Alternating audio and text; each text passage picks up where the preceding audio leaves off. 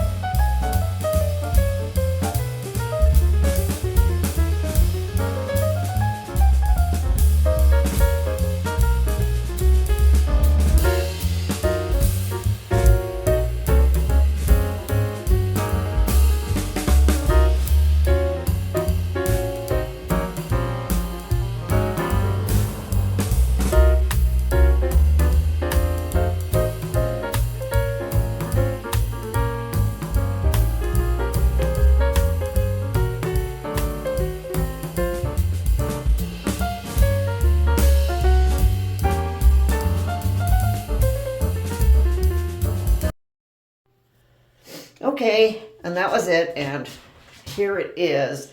I still have to put a piece of molding down here and a backsplash back here, but it's got the floor done and got it all painted white. Let me back up here so you can see. There's the new vanity.